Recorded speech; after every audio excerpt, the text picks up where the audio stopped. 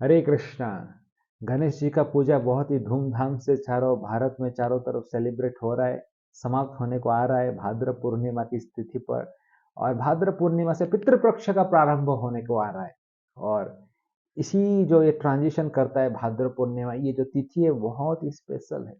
तो आज इस वीडियो में हम चर्चा करेंगे कि भाद्र पूर्णिमा जो है, इस भाद्र पूर्णिमा में कैसे पूजा विधि, क्या करना चाहिए, क्या नहीं करना चाहिए, किस प्रकार इसको हम अच्छे से इसका पूरा लाभ ले सकते हैं। बहुत सारा भक्ति पुण्य मिलता है अगर कोई भाद्र पूर्णिमा में ये सब चीज करता है। तो आज इस वीडियो में हम बताएंगे कि भाद्र पूर्णिमा में हमको क्या क्या करना चाहिए, कैसे इस भाद्र पूर्णिमा को हमको इस व्रत को पालन करना चाहिए। तो सबसे पहले मैं आपको बताऊंगा भाद्र पूर्णिमा जो आने वाला है, इस पूर्णिमा तिथि है भाद्र मास का।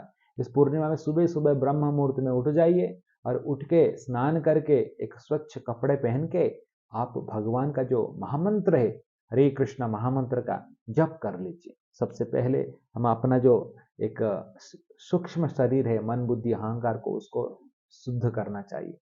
और उसके बाद इस दिन सत्यनारायण जी का भी पूजा होता है। और खास करके भाद्र पूर्णिमा में अगर देखेंगे इसका क्या स्पेशलिटी है, आपको तो पता रहेगा। श्रीमद् भागवत पुराण में सुखदेव गोस्वामी परीक्षित महाराज को श्रीमद् भागवत कथा सुना रहे थे, 7 दिन 7 रात। तो ये जो श्रीमद् भागवत कथा उन्होंने सुनाया था, ये 7वां दिन, जिस दिन ये भागवत कथा समापन होता है, वो आज का दिन है। आज का दिन भागवत कथा सुखदेव गोस्वामी समापन करते हैं और परीक्षित महाराज आज के दिन वो भगवत धाम गंतव्य करते हैं। तो आज वो भाद्र पूर्णिमा तिथि है। इसलिए इस भाद्र पूर्णिमा तिथि में भागवत कथा सुनना, सुनाना, दान देना, बहुत उसका महात्म्य रखा गया है शास्त्रों में। सुखदेव गोस्वामी स्वयं श्रीमद् भागवत पुराण में इसका वर्णन किया गया है। 12वें स्कंद के 13वें अध्याय के 13वें श्लोक में लिखा गया है, प्रोष्ठपद्यं पौर्णमास्यं हेम सिंहासमन्वितं ददाति जो भागवतं सयाति परमं गति। सयाति परमं गति, वो व्यक्ति परम गति वैकुंठ धाम गोलोक वृंदावन को गंतव्य करता है, भगवान के पास चला जाता है। वो व्यक्ति जन्म मृत्यु चक्र से मुक्त हो जाता है। क्या करने से? प्रोष्ठपद्यम पौर्णमास्य। प्रोष्ठपद्य मतलब ये भाद्र मास का, इस भाद्र मास को प्रोष्ठ्य बोलते हैं। पौर्णमास्य, ये भाद्र मास का इस पूर्णिमा तिथि में, इस भाद्र पूर्णिमा के दिन हेम सिंह समन्वित।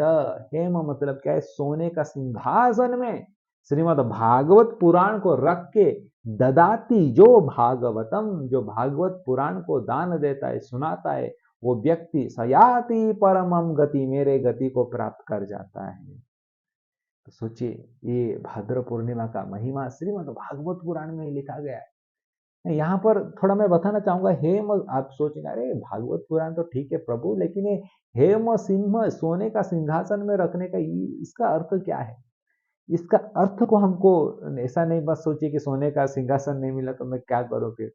इसका देखो, कोई भी संस्कृत श्लोक रहता तो उसके पीछे उसका एक क्या बताना चाहते हैं, उसका मर्म क्या है, उसको समझने का प्रयास कीजिए। इसका क्या संदेश मैं आपको समझा रहा हूं।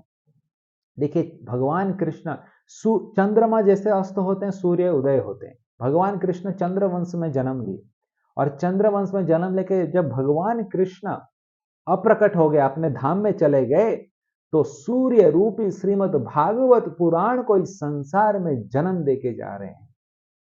और श्रीमद् भागवत पुराण का जन्म होता है इस संसार में।